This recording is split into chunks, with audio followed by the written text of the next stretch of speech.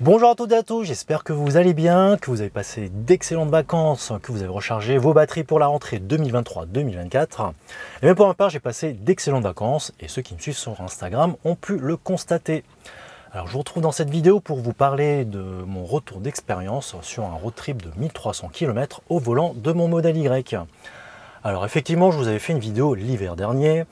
Et bien pour cet été, un élément supplémentaire s'est ajouté. Alors je ne sais pas si je vous l'avais dit dans la présentation de mon modèle Y, eh bien il dispose de l'option crochet d'attelage. Donc je suis parti cet été non pas avec une caravane ou une remorque, mais avec un porte-vélo qui vient accueillir 3 vélos.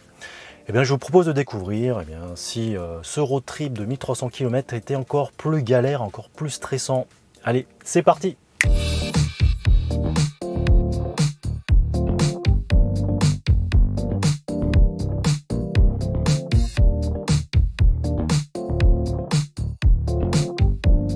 Eh bien pour ceux qui ne me connaissent pas, moi c'est Eric et si vous souhaitez des vidéos de qualité garanties sans bruit de pixels, eh bien c'est sur ma chaîne que ça se passe et je vous invite d'ores et déjà à vous abonner à ma chaîne. Alors avant de commencer la vidéo, nous allons voir comment j'ai préparé ce trajet de 1300 km. Je vais vous dire combien de temps nous avons mis, combien ça nous a coûté et combien le véhicule a consommé dans cette configuration. Alors commençons par la préparation du trajet. Alors par habitude, quand je ne suis pas dans la voiture, quand je suis chez moi, eh bien, je passe par le site ABRP. Alors non pas que je suis sponsorisé par ce site-là, pas du tout, c'est juste une question d'habitude depuis que j'ai mon modèle 3. Eh bien je passe par ABRP, ne serait-ce en fait, je trouve que c'est pratique de pouvoir rentrer le pourcentage de batterie à destination. Eh bien, je sais très bien aussi que on peut passer par l'application Tesla depuis pas très longtemps. C'est déjà une bonne, on a déjà un bel aperçu via l'application, mais moi je trouve que ABRP est quand même un peu plus pratique. Alors d'autant plus que là où nous sommes allés, eh bien c'est à Soulac-sur-Mer. Alors je ne sais pas si vous vous situez Soulac-sur-Mer, je vous mets ça en incrustation. Donc on a deux possibilités de se rendre à Soulac, soit en passant par Royan et de prendre un bateau, soit en contournant en passant par Bordeaux. Donc sur l'application Tesla, eh bien, il me disait de passer directement par Royan, alors que sur ABRP, il me propose deux itinéraires. Donc voilà pourquoi je passe par ABRP et moins par l'application Tesla. Avant de vous parler plus en détail du trajet, je voulais porter un petit point d'attention sur le crochet d'attelage. Alors par curiosité, je voulais comparer en fait s'il y avait des différences entre un modèle 3 et un modèle Y. Et à ma grande surprise, il y a effectivement une différence entre le poids maximum qu'on peut mettre sur la boule, un poids vertical sur la boule, entre un modèle 3 et un modèle Y. Alors sur le modèle Y, on peut mettre jusqu'à 72 kg, peu importe qu'on soit 1 ou 5 passagers dans la voiture. Alors que sur le modèle 3, ça change pas mal de choses, que vous soyez chaussé en jante de 18, 19, 20 pouces ou que vous soyez 1 à 5 passagers, eh bien on va pas pouvoir mettre autant de poids sur le modèle 3. Alors, si vous avez des jantes de 18, 19 pouces jusqu'à 5 passagers, vous pourrez mettre jusqu'à 55 kg. Alors que si vous avez des jantes de 20 pouces et que vous êtes 5 personnes à bord, vous ne pourrez mettre que 20 kg sur la boule d'attelage. Alors faites très attention à cela. Alors dans mon cas, modèle Y avec un porte-vélo de chez Tulle, j'ai pris le modèle Vélo Compact 3, on pourra mettre donc 3 vélos sur ce porte-vélo. Avec en complément, on pourra rajouter un rail en option pour mettre un 4e vélo. Et donc ce porte-vélo pèse déjà 19 kg. Et les vélos, les 3 vélos que j'ai mis sur ce porte-vélo sont 2 VTT adultes et un BMX pour un enfant de 8 à 12 ans. Donc le poids total du porte-vélo avec les vélos, je l'estime à peu près 55 kg. Donc tout va bien sur, sur ma configuration. Alors pour le trajet, allez, ABRP nous propose donc deux itinéraires. Le premier itinéraire de 6h17 pour 515 km, dont 4h45 de conduite avec 42 minutes de recharge pour 3 recharges. Il y a aussi la traversée en bateau qui a une durée de 25 minutes. Alors ABRP donc nous propose de nous charger une première fois à Tours, Le deuxième arrêt à Chasseneuil du Poitou et la dernière recharge au superchargeur de Saintes pour une arrivée à Soulac-sur-Mer en 6h17. Pour le deuxième trajet, ABRP nous propose un trajet en passant par Bordeaux d'une durée de 7h40 pour 656 km, dont 6h25 de conduite avec 60 minutes de charge, et on a toujours 3 arrêts recharge, dont le premier arrêt de supercharge s'effectuera à Tours, le deuxième à Poitiers-Sud et la dernière recharge se fera à Bordeaux-Lac. Alors sur le premier itinéraire, ce que ne prend pas en compte, que ce soit sur ABRP ou dans l'application Tesla, c'est le prix de la traversée au bac Le Verdon-Royan qui est à peu près de 50 €. Donc je vous propose de découvrir le trajet que nous avons effectué en réel.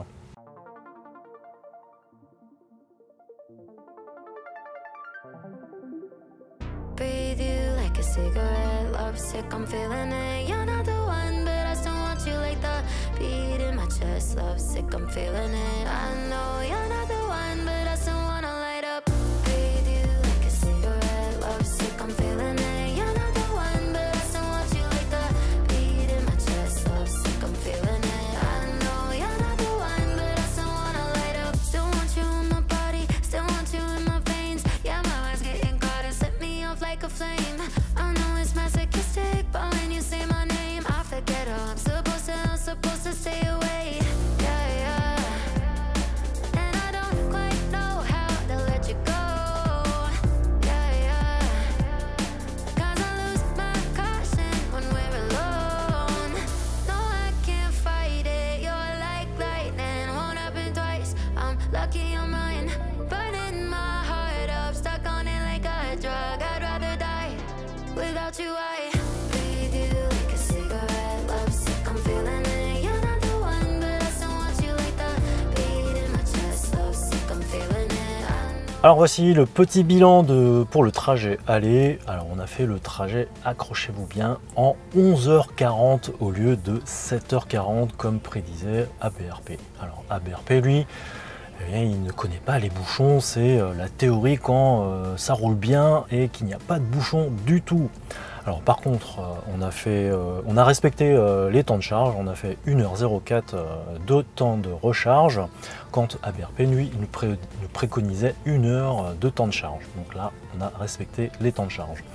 On a eu juste une trentaine de kilomètres de plus par rapport à ABRP, on a fait 686 km au lieu de 656 km. Alors pourquoi il y a donc à peu près 4 heures d'écart entre le réel et ABRP qui est la théorie? Eh bien, comme vous pouvez le deviner, c'était un samedi de départ, il y avait beaucoup de monde sur la route, c'était bouché sur certaines portions de l'autoroute, et le planificateur de Tesla nous fait sortir et nous fait prendre des départementales sur certaines portions du trajet.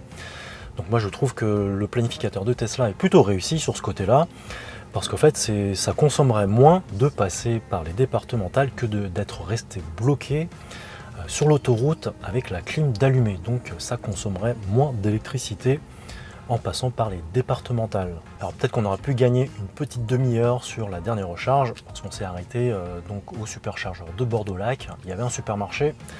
Il a fallu qu'on fasse quelques courses tout de même pour tenir au moins 1 ou 2 repas arrivés sur place. Donc c'est pour ça que au plus rapide, on aurait pu faire 11h05 de trajet au lieu de 7h40. Au niveau de la consommation sur ce trajet aller, je suis particulièrement épaté par la consommation. Eh bien, j'ai eu 178 Wh par kilomètre. Après vous allez me dire, ah ben oui, vu que tu es passé par les départementales, ça consomme moins. Alors effectivement, ça consomme moins quand on est en départemental, même avec le porte-vélo à l'arrière. J'ai pas constaté une consommation exagérée. Alors j'ai pu quand même constater quand c'était directement sur autoroute des pics à un peu plus de 220 Wh par kilomètre. Après ça s'est stabilisé à un peu en dessous de 200. Et quand on est sur départemental, je vois quasiment pas de différence de consommation avec et sans porte-vélo. Donc vraiment je suis épaté par les performances du modèle Y propulsion avec le porte-vélo à l'arrière. Il a quand même une petite cinquantaine de kilos de plus à l'arrière. En plus de ça, l'aérodynamisme est un peu peu perturbé. Moi j'aurais pensé avoir une consommation de plus de 220 Wh par kilomètre sur le trajet aller. Voilà, donc moi je suis vraiment étonné par tout ça. Alors ce que j'ai constaté sur ce trajet aller, je n'ai pas été au bout de mes surprises. Alors, quand vous mettez un porte-vélo à l'arrière, vous avez un logo sur l'écran de la Tesla qui s'affiche, un petit logo de caravane. Et bien figurez-vous que quand vous mettez un porte-vélo ou une remorque à l'arrière, eh bien on ne dispose plus de l'autopilote. On a juste le régulateur de vitesse adaptatif. On n'a plus de maintien dans la file. Donc ça, je trouve un peu dommage. Mais en même temps, bon, c'est vrai que si l'autopilote se base sur les caméras et que la caméra arrière est obstruée, ça peut se comprendre qu'il ne garde plus le véhicule dans la file. Quoique, avec les caméras latérales, il pourra quand même maintenir le véhicule dans la voie. Ça, je trouve un petit peu dommage.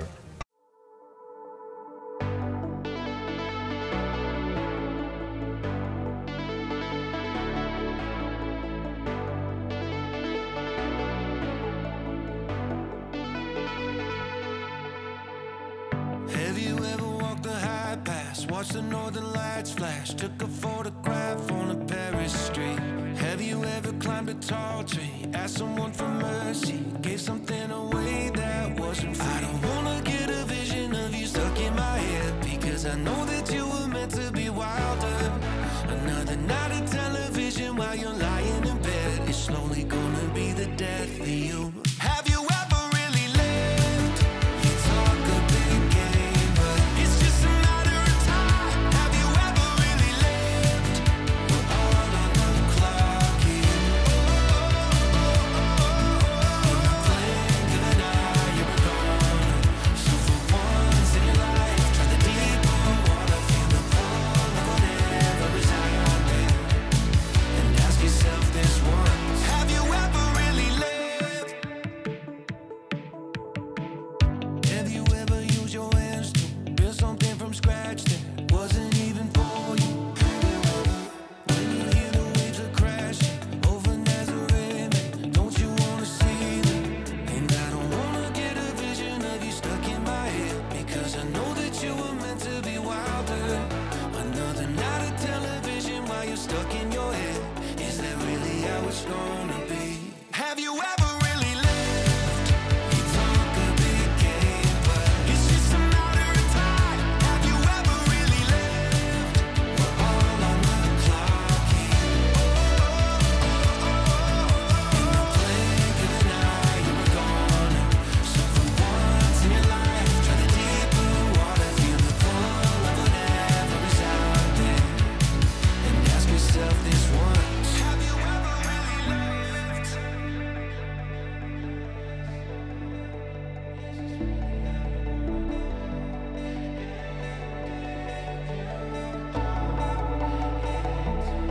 Just be honest, be honest now. Is this really how you wanna go?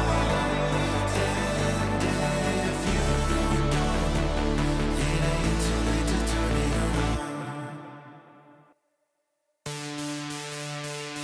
Have you ever really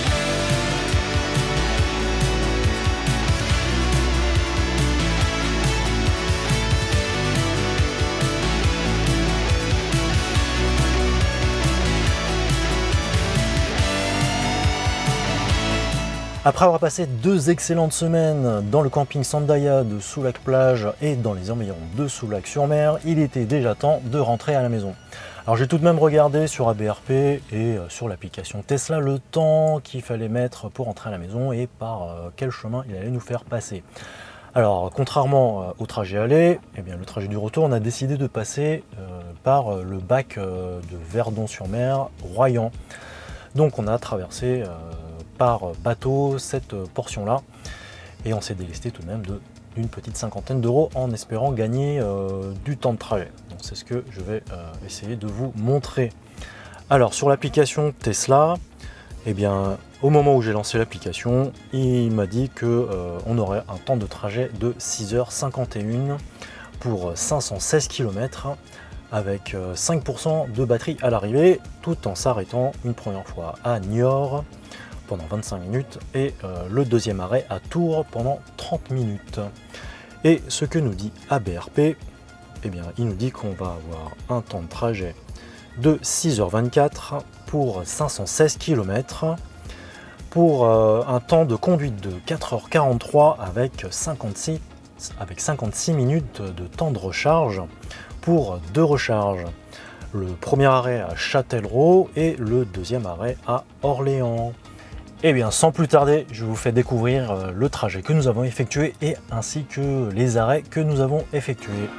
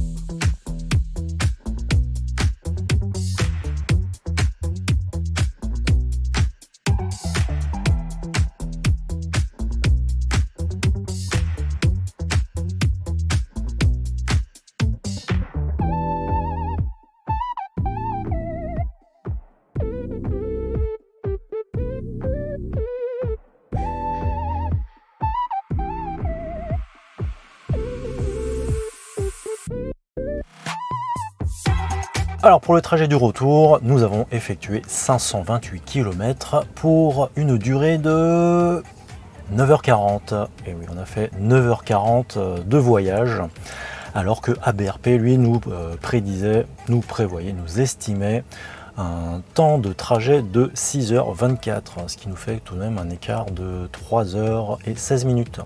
Alors que l'application Tesla, au moment où je l'avais lancé, eh bien, il m'avait prédit un temps de trajet de 6h51, donc ce qui nous fait un delta de 2h50 par rapport au réel.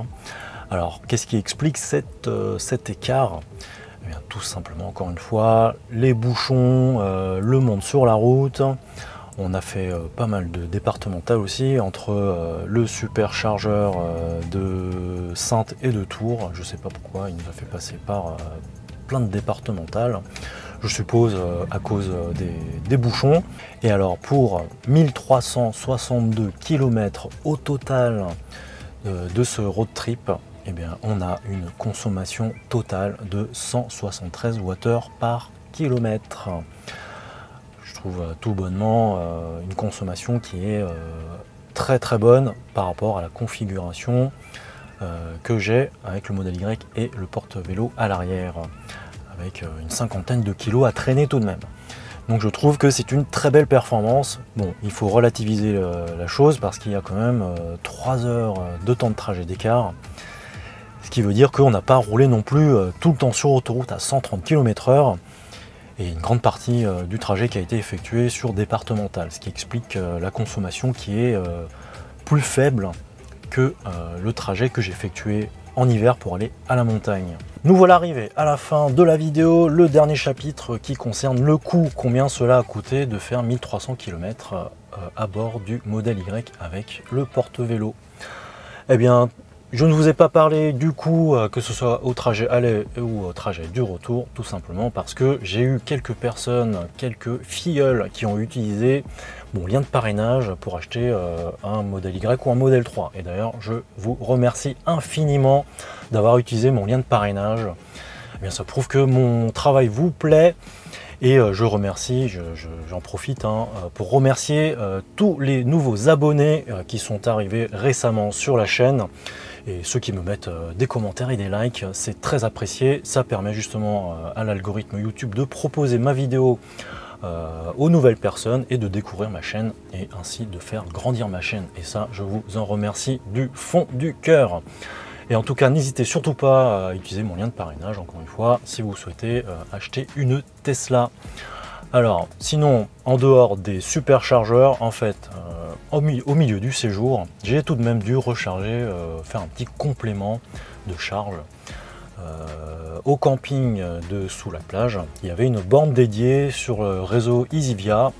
Le kilowattheure était à 22 centimes, donc j'ai rechargé pour 4,20 €, un petit peu moins de 18 kWh. Donc c'est un tarif qui est vraiment très très bon. Alors, par contre, c'était limité à 11 kW de puissance de charge, hein, comme sur toutes les Tesla sur un courant alternatif.